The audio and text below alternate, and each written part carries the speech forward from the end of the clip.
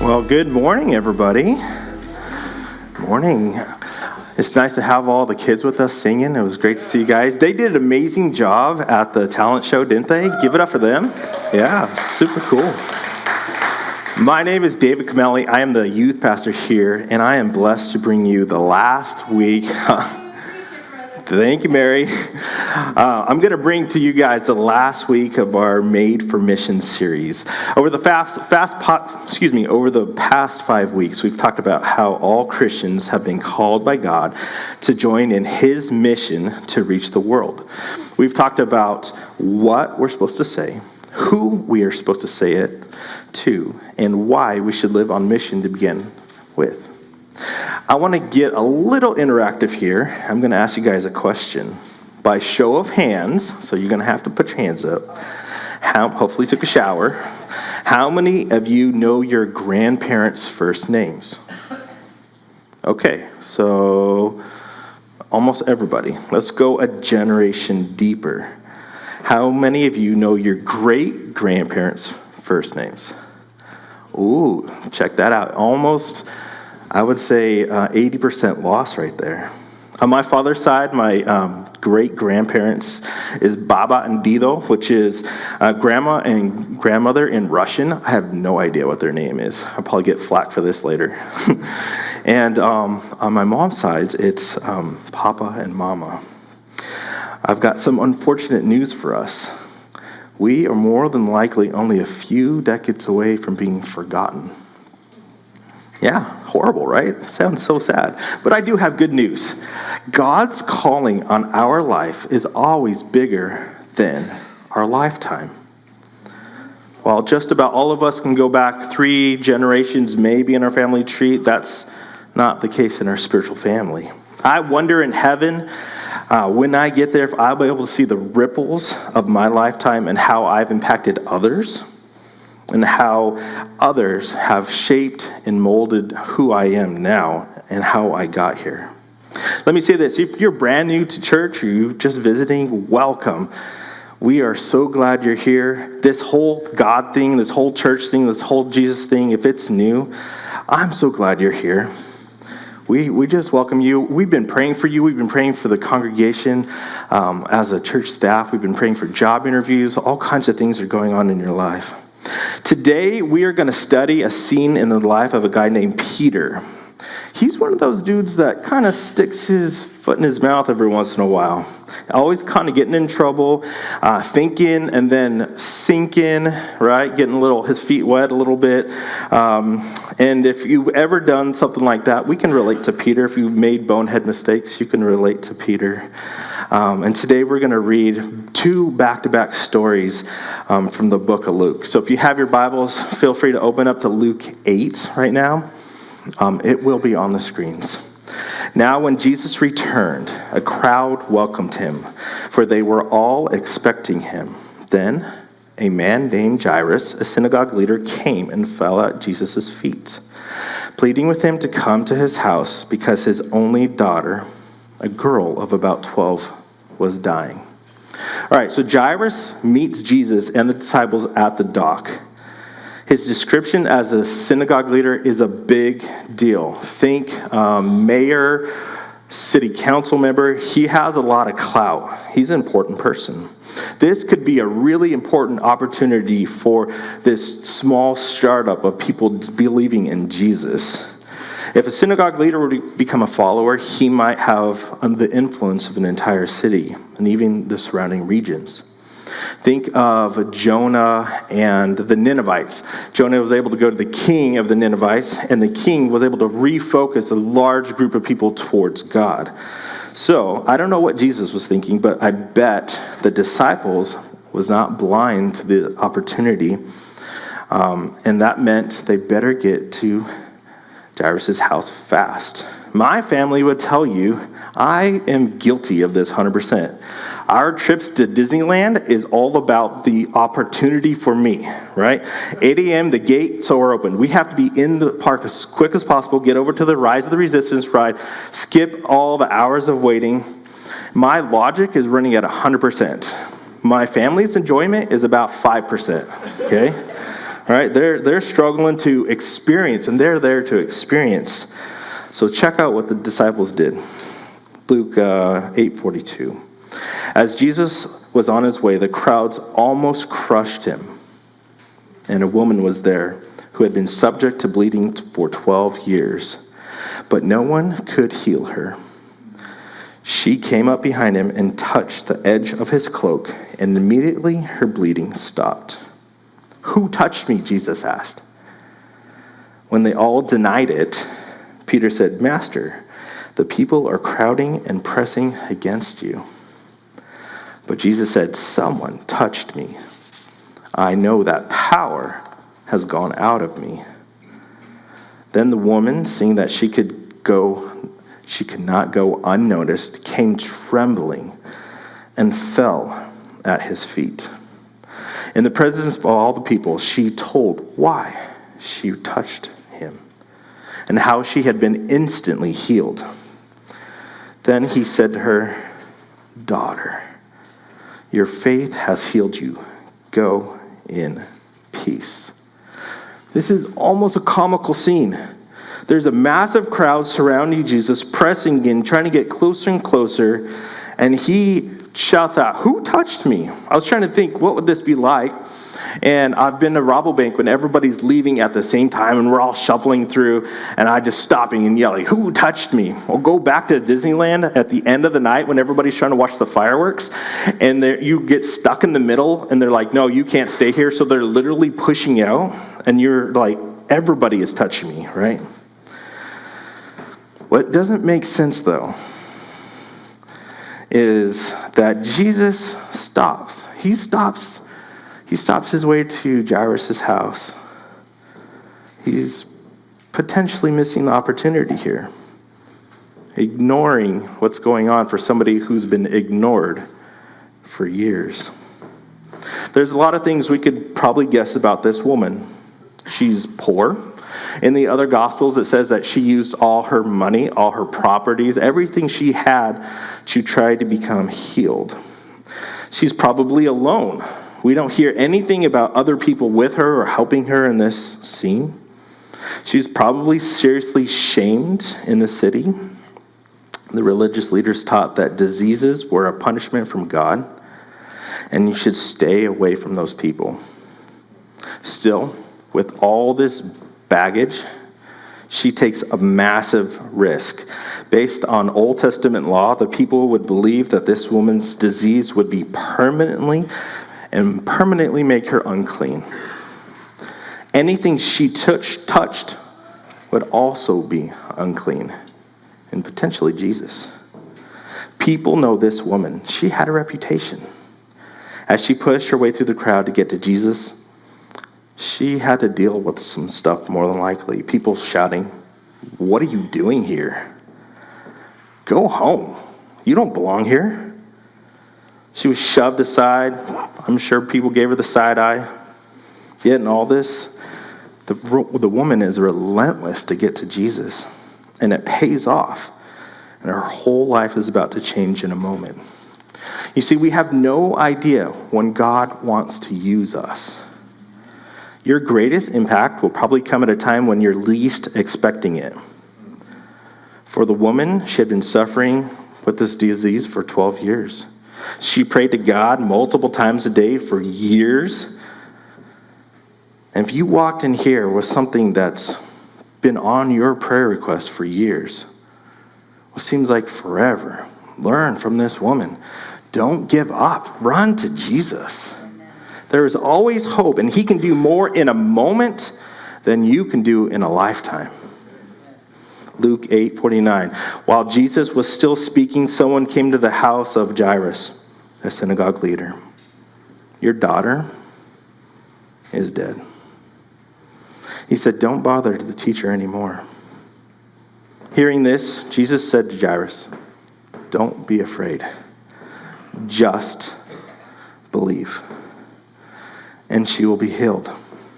You see, when he arrived at the house of Jairus, he did not let anyone go in with him except Peter, John, and James, and the child's father and mother. Meanwhile, all the people were waiting and mourning, "Stop wailing," Jesus said. "She is not dead, but asleep."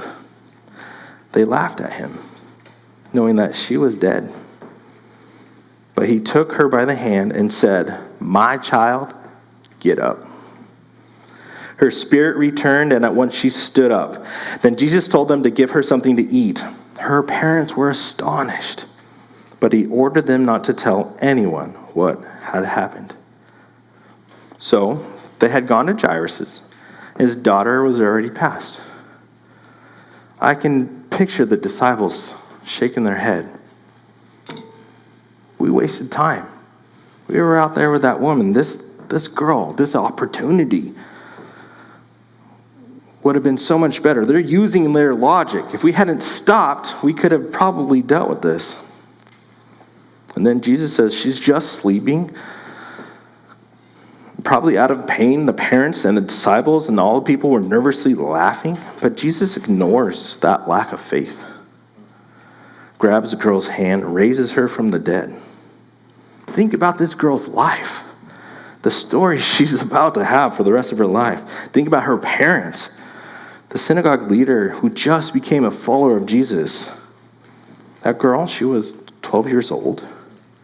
That woman suffered for 12 years of bleeding. How amazing is it to think that God had been waiting for this exact moment to make those two things occur and heal them both? How many of your prayer requests has God already picked the day when he is going to answer it, and is just waiting to see the look on your face? I've read these two stories many times, but I think I've missed some of the most impactful parts. While Jesus was healing the bleeding woman and raising the preteen, that's a huge thing. But potentially the most impactful is here. When Jesus arrived at the house of Jairus, he did not let anyone go except Peter, John, and James, and the child's father and mother. So why Peter? He had just questioned Jesus publicly a minute and a half ago. Shouldn't be he at this point been learning to stop talking back? Then he brings him along. Jesus brings him along to Jairus' house, and he's laughing, probably nervously, but still. Why Peter? God's calling on your life is bigger than your lifetime. But that's not true automatically. But if you join God in his mission, it will be. So how do we do that? That kind of been the whole truth, the whole story of this last 5 weeks. But I'm going to end in one more huge truth. Bring someone with you. As you go live the mission you were made for, don't go alone. Bring someone along for the ride.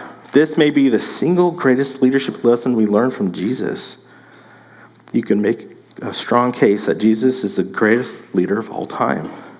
He never wrote a book. He never had a public office. He doesn't have a TikTok account. He never went outside a small area. He was only in the public scene for about 3.5 years.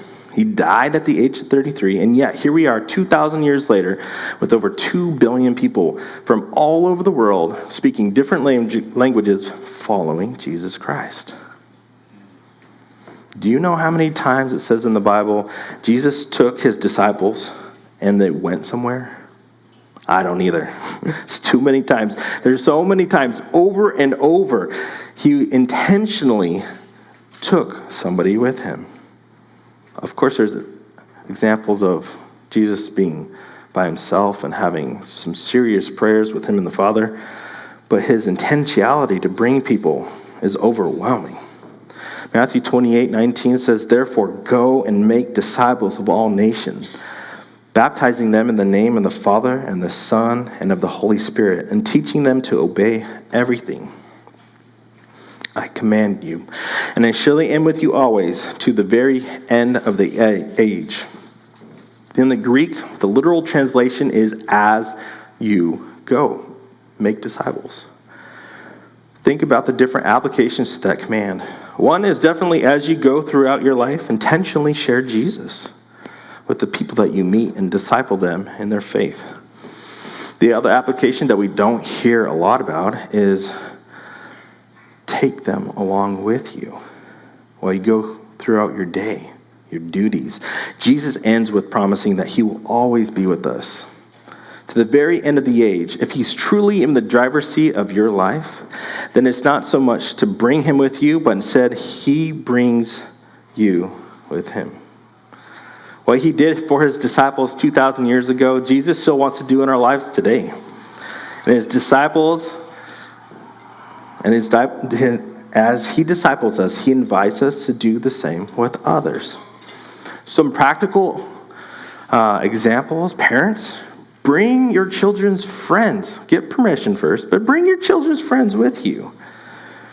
Your family may be the closest to Jesus that your children's friends ever get to meet. As you serve in ministry, invite somebody to serve with you. Would you like to be an usher? Would you like to be in the sound booth? Would you like to do many things? As you serve in ministry, there's always an opportunity. With friends and family, bring them with you as you try to live out your faith. Invite them to church. Invite them to help with a service project that we have, or decorate for VBS, or show up to our trunk or treat, which I know you guys did. You invited friends, and it's so awesome to see you living this out. And I know you guys invited friends to our feast. It's so awesome. What I'm about to tell you is probably not surprising, it may be, but several studies have shown that the average churchgoer in North America brings 0 lost people in a given year. That number is so small. It's not actually 0, but it's so small that you have to round down to 0 people. I think the reason we normally don't bring people with us is the same reason Jesus would have skipped Peter. It's just easier to do it on my own. Believe me, I fall into that all the time. I can just knock this out and not worry about it. Or you never know what's going to come out of that guy's mouth. Or I just don't think they can handle it. Just a minute ago, Peter was messing up. So why do we think he's going to do better now? Really, there's just 2 possible outcomes if we bring someone with you. 1, your assessment of them is wrong. You invite someone to come along with you on mission, and you think they can't handle it. But actually, there was way more than you knew in them, and they handled it just fine. Or number 2, it could be that you're right. They messed up. Maybe even call it a full-blown failure. But God is going to use their failure to grow them. Has anybody ever here grown through failure? That's actually the primary way I see us growing. Parents, it's not your job to protect your kids from failing. It's your job to raise them to trust God and to fall back onto God when they do fail. So what happens with Peter? I think he figured it out. Jesus can raise the dead. Even death is not an unpassable barrier when it comes to Jesus. What if Jesus had not brought Peter? Then Peter probably wouldn't have learned his lesson. And this future scene we're about to read would have never happened. Acts 9:36 says, in Joppa, there was a disciple named Tabitha. She was always doing good and helping the poor. About that time, she became sick and died, and her body was washed and placed in an upstairs room. Lydda was near Joppa, so when his disciples heard that Peter was in Lydda, they sent 2 men to him and urged him, please come at once. Peter went with them, and when he arrived, he went upstairs to the room. All the widows stood around him, crying and showing him the robes and the clothing that Tabitha had made while she was still with them. Peter sent out all of them out of the room. Then he got down on his knees and he prayed. And turned toward the dead woman and said, Tabitha, get up. She opened her eyes, and seeing Peter, she sat up. He took her by the hand and helped her to her feet. Then he called for the believers, especially the widow, and presented to her Tabitha alive. This became known all over Joppa, and many people believed in the Lord. Peter heals Tabitha in an eerily similar way that Jesus healed Jairus' daughter. Many people came to believe in Jesus all throughout Joppa, simply because he took Peter with him earlier. God is the connecting the dots kind of God. We strive to know often how God is working in our lives and what he's doing in our lives. But honestly, most of the time, I have no idea what he's got planned. I'm there just to make sure I follow his plans that he gives me and when he wants me to do it. God's calling on your life is bigger than your lifetime. There's only one thing that will last. The stuff that you're stressed about right now, it probably be no big deal in a couple years. Shoot, your great grandkids won't even know it exists, let alone your name, apparently. But if you bring someone with you, that will be celebrated for all eternity. As I close out this message, I'm going to invite Matthew up. He's going to lead us in a song in a minute. But I have a few questions for you. What is God calling you to? What can you bring with you on mission? Who in your life does not know God? Who will you invite to pursue God with you? Maybe that who needs to be you. I can imagine that woman pushing through that crowd. Her hands normally clenched tight, maybe even covered by her size because she doesn't want to break the laws and doesn't want to make somebody unclean. She's getting closer to Jesus, and she's reaching out slowly, hesitantly. The crowd is pushing her around, and she reaches out and barely catches the edge, a tassel of his cloak. You see, we're not healed by touching Jesus. We're not healed by bumping into him. We're not healed by knowing his name. We're not saved by bumping into Jesus. She was healed by her faith in Jesus, by her submission as the only possible way to make her life right. Maybe today you need to claim that Jesus is the only way for you to make your life right. And submit to him that you have faith. I invite you to be submissive to God. Answer those few questions. Myself and Pastor Ed will be up front. We'd love to pray with you. Take the next steps in your faith. Come join us. We'll be real with God together.